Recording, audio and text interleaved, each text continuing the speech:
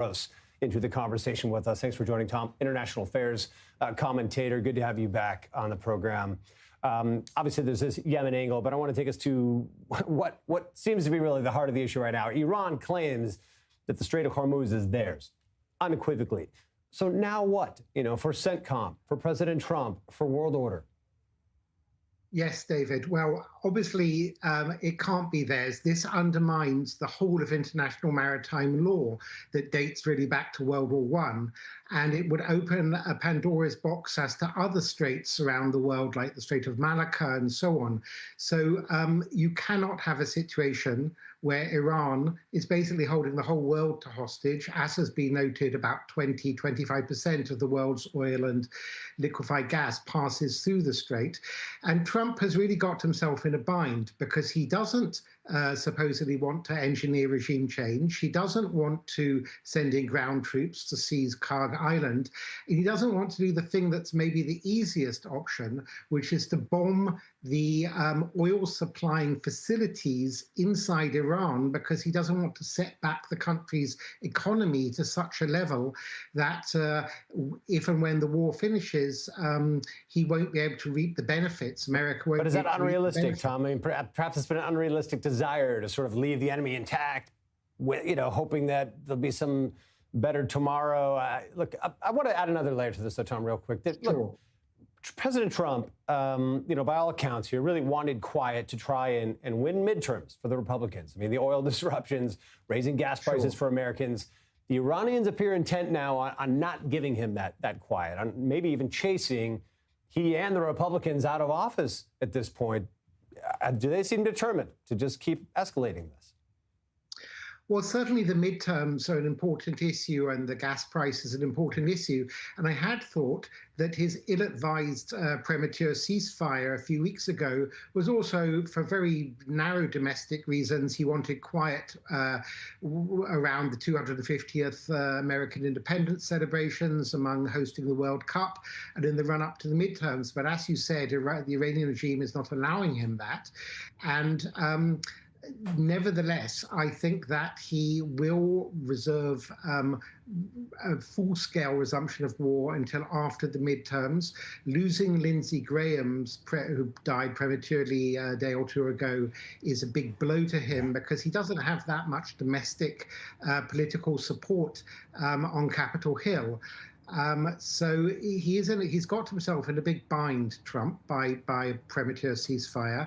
And I'm not sure that he will be able to resist, he will be able to resist the Iranians imploring him not to get sucked back in further into conflict now. It does seem day by day that the attacks are increasing each evening.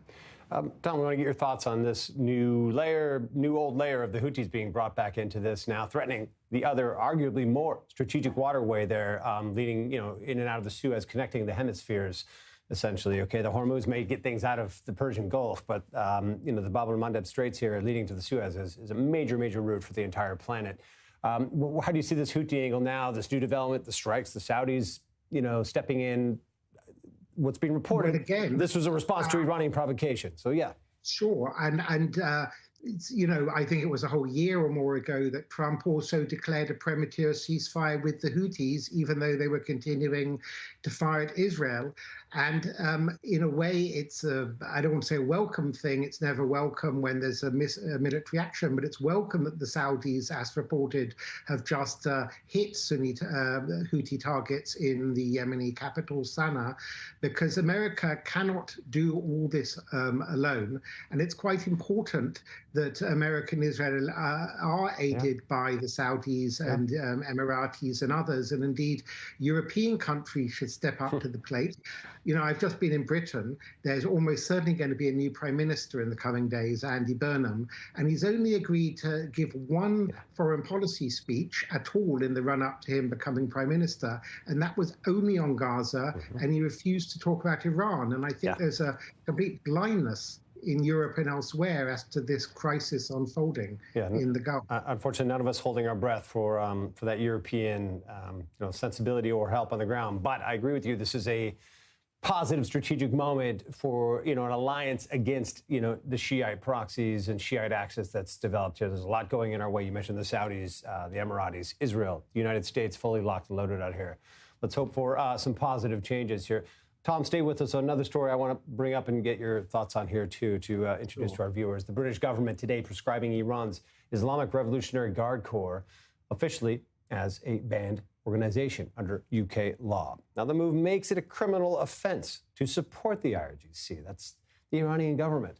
Assist its activities in the UK or receive material benefits on its behalf. The Home Secretary, Mahmoud, said the decision follows evidence of IRGC-linked threats to life and intimidation on British soil. The designation comes under new national security legislation introduced after a series of attacks that targeted Britain's Jewish community, many of which were tied back to the IRGC and their sort of terror cells around the world. Tom, so to bring you back into this, you mentioned the new UK government coming in. We're not expecting much of a major shift on the international stage under the incoming Labour Prime Minister here, Burnham. But, looking at a move like this, tell us about the timing. Why now? What finally sort of got this on their radar? The timing strikes us.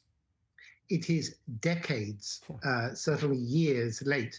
I mean, much of the rest of the democratic world and Middle East prescribed the Revolutionary Guards as a terror organization a very long time ago. To remind listeners, they have been responsible directly and indirectly for terrorism also in places like Latin America, Argentina, in Asia, in Africa, and so on, and in Europe, and specifically in Britain, and in Australia, for that matter. Why now? Well, Keir Starmer has essentially been overthrown in a bloodless coup by his own Labour Party, who are bringing in, unelected, a new Prime Minister in a few days, Andy Burnham. Andy Burnham, as I just mentioned, is probably going to be more hostile to America and Israel than Starmer was. And I suspect that Starmer, deep down, had probably wanted to prescribe the IRGC previously, but didn't have the political support.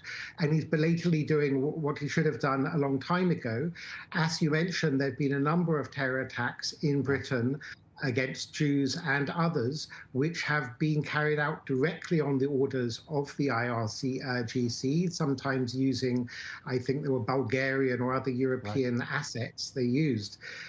What difference it will make on the ground, this prescription, I don't know, but Britain could do a lot more. In spite of being at a declining power post-Brexit, it still has a big military, it's a nuclear power, it's one of the 5 permanent members of the UN Security Council, and it could certainly do more to back up Trump and the free world and rally the troops among countries with which Britain enjoys historic relationships, like Canada and Australia, as well as continental European countries. It would definitely help in the fight to come for America, Israel, and the Gulf allies to have those European and Canadian and I don't mean to write these countries off as insignificant. No way, but it's not all about bombs and missiles. They're less significant. But that international influence is still there. You mentioned, the UK has a strong international presence still. Yes, they can help in many ways. Even in terms of the Democratic, getting Trump to get domestic influence within the United States among Democrats, it will look better for him if he doesn't appear to be internationally isolated. Tom Gross, thanks for being with us, host of the day's top issues. Thank you. Thank you, David.